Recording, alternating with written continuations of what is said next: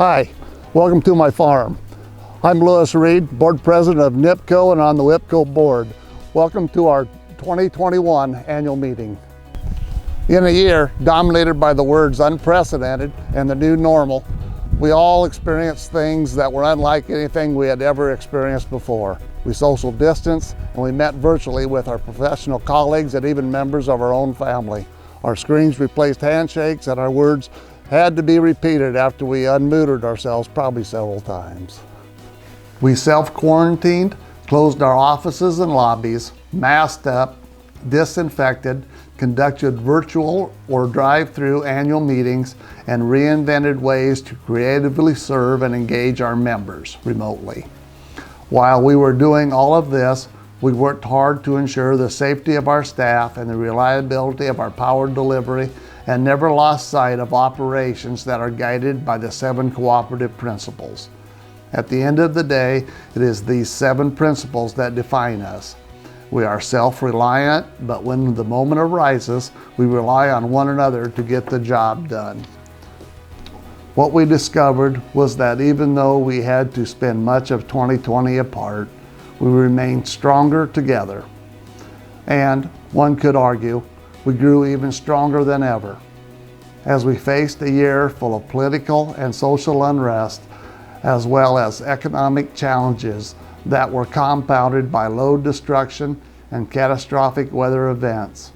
And it seemed that the word unprecedented continues to resonate in the early months of 2021.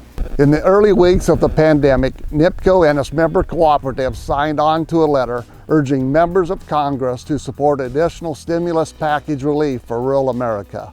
The letter asked for much needed support for food and ethanol processing plants and the farmers and ranchers who serve them, many of whom are electric cooperative members. With ethanol plants negatively impacted by a steep drop in liquid fuel demand and food processing facilities idle due to health and safety restrictions, producers of agricultural commodities were left with no market for their products. Our efforts were stronger as we worked together to lift up our rural communities and let our voices be heard by federal and local lawmakers who responded by providing necessary assistance to our rural producers. On August 10th, a devastating derecho ripped through our state, impacting hundreds of thousands of Iowans. Again, we leaned into the cooperative business model and provided mutual assistance to our neighboring systems to help restore power to more than 58,000 homes and businesses served by electric cooperatives.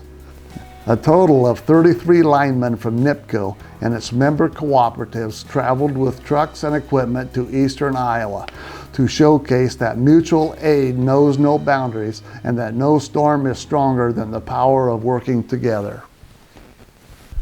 Closer to home, NIPCO accomplished some pretty significant things too. NIPCO's ongoing multi-year construction plan has been addressing immediate and long-term needs facing NIPCO's aging infrastructure for several years. The 3-year Federal Emergency Management Agency Hazardous Mitigation Project, which retrofitted 151 miles of NIPCO's oldest transmission lines, was completed in 2014. At the same time, NIPCO received the green light for the Board of Directors to continue upgrading efforts across the system. The plan focuses efforts to modernize transmission infrastructure that is over 50 years old and was part of NIPCO's original build. For NIPCO, construction projects focus primarily on rebuilding substations, transmission lines, and switches to incorporate newer technologies that improve capacity and physical strength, as well as improve communications features. Transmission lines are being rebuilt to address sections of line that have reached end of service life, to increase power flow capacity and improve ice and wind loading. In some cases, switches and spans of line are being relocated to allow ease of access for line crews and minimize impact to landowners.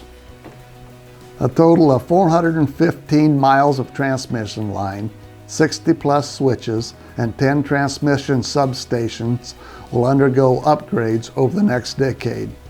Approximately 49 miles of transmission line and 7 switch stations received upgrades in 2020.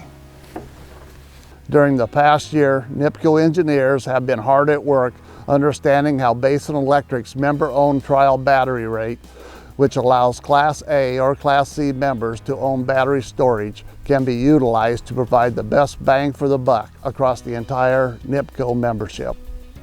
At the December Board of Directors meeting, NIPCO directors approved an innovative concept to pool member cooperatives' individual allocations, thus allowing NIPCO to incorporate a 975 kW Tesla battery storage unit to be connected to the low side feeder of a single distribution substation within the NIPCO system.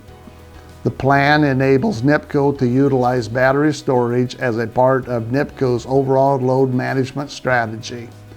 The battery would be discharged to flatten secondary peaks before and after a NIPCO-initiated load control event. The stored energy from the battery would replace power being demanded of the substation for up to 6 hours beyond the scheduled load control cycle. The results: reducing almost 1 megawatt of energy consumption and avoiding additional purchase power cost. The increased savings will be socialized across the membership and ultimately benefit members at the end of the line. This project will launch in the spring, and NIPCO anticipates it to be operational by the end of 2021. NIPCO will also share ongoing performance data with membership to highlight the battery's ability to serve load, flatten demand curves, and use existing generating resources more efficiently. NIPCO also saw the retirement of 4 experienced staff members, taking with them 146 years of experience serving the NIPCO membership. This culminates a total of 15 very seasoned staff members spread across all departments who have retired in the past 5 years. This represents 1/3 of NIPCO's total workforce. The next generation of service to the membership is represented in the new faces among the NIPCO ranks, where we will all benefit from their energy and fresh perspectives. We thank those who served us well and welcome those who are stepping up to the responsibilities of carrying on NIPCO's Member First promise. But in all of this, it must never be forgotten that the sole reason for NIPCO and its work is to better serve its members. The NIPCO member distribution cooperatives, while NIPCO carries out the responsibility, it cannot be done alone. Much credit must go to the member managers and staff who have contributed so liberally and willingly of their time and talents. These individuals serve and represent nearly 32,000 member consumers within the NIPCO system. This group represents hundreds of years of experience and expertise, which has been a vital factor in guiding and shaping the NIPCO service territory. Thanks to them, the consumer member has come to expect that their cooperative is working on their behalf to advocate for safe, reliable, and competitively priced power, as well as innovative programs that make it sustainable. As I stand here today, NIPCO is working on strategic planning, a months-long process that has inspired us to look beyond how we serve the membership today and ask the members how they want to be served in the future. NIPCO is working closely with the membership, its leadership, and those who work directly on services that serve and engage the co-op member consumers. Matt Washburn will be sharing the updates of this process with you later in our meeting.